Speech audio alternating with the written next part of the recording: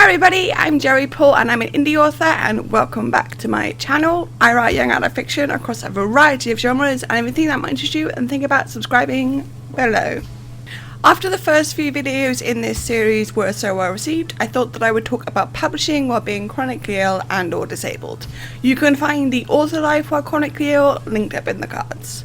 Again, the disclaimer, I am far from the only chronically ill and or disabled Authortuber, and while some of these may work for me, they won't work for others, and that's okay because we all have our own way of doing things. Some of these also apply to the abled. So here we go. Number 1. Publishing is never easy. I wanted to start here because I don't want to mislead anyone. Publishing, and I'll be sticking to self-published indie because I have no experience with traditional, is hard for everyone, even able people.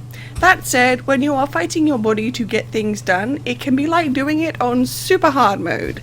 Publishing takes up a lot of time and energy, and it can feel really overwhelming, like you're never going to get to the end, or that everything is going to go wrong, which I will cover in a moment, and you're going to completely fail at publishing. Been there, done that, still feel like that at times. I don't say that to be flippant, but to be sure that you know that it's not just you. Publishing, self-publishing, is a hell of a lot of work. You have to go through the editing cycle, build up the buzz, hire editors, cover designers, and do all your own marketing, and it's never going to be easy to do all of these. The want to publish, that drive behind you, is going to keep you going. But I'd be lying if I said that the chronic illness and or disability doesn't ever throw a wrench in the works, because it very much does. Put it this way, you've already got a whole heap of stress, and then because of wanting to publish, it's like you took another stress mountain and put it on your back. Yes, there are ways to help with that. You can hire people, you can take your time, and all of that is valid. But one thing you should always remember is that it is not easy, not for you, not for me, and not for anyone. Number 2. Mistakes happen to everyone.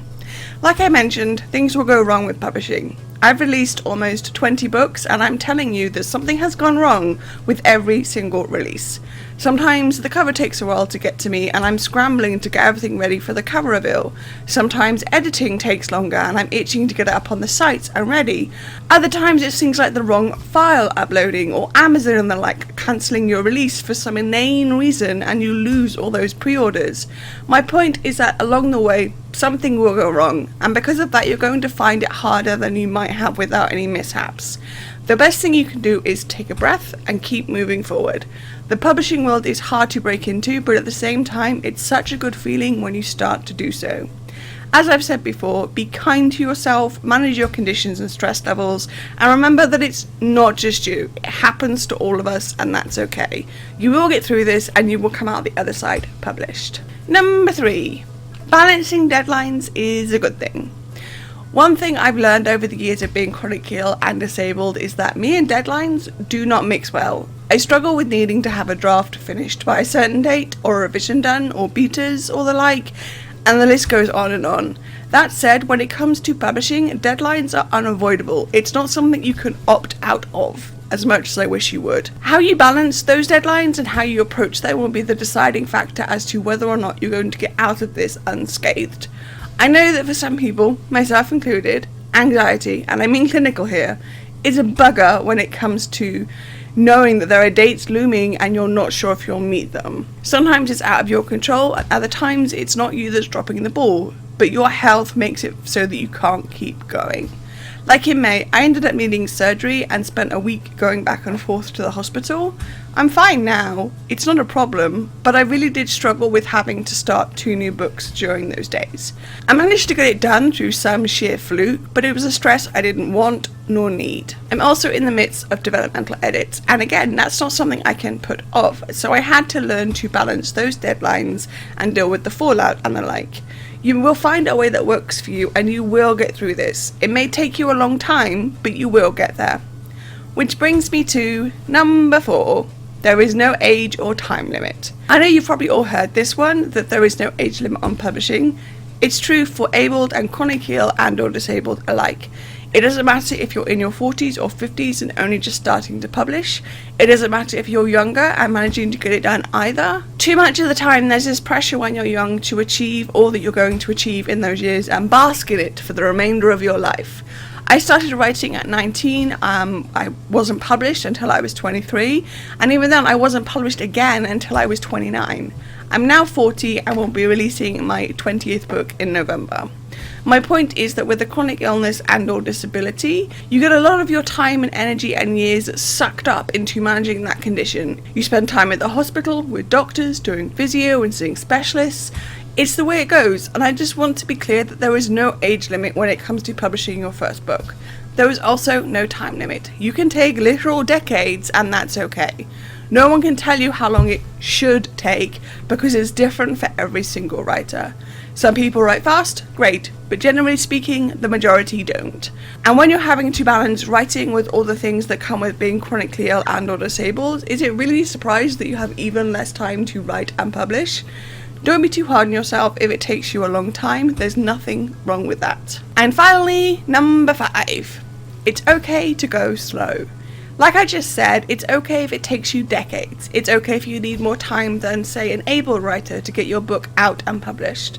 Don't be comparing your speed to someone else, whether they have similar circumstances or not. Everyone is different, everyone works differently, and it's okay if you need more time to get things done. I know that people look at me and think productive and amazing and banging out books and releasing them like it's nothing. And I'll tell you what I tell them when they say it to me. This has taken me decades to get to. At 19, when I first started writing, I didn't have this kind of schedule. Even as I got older and published more, I still didn't have this kind of schedule.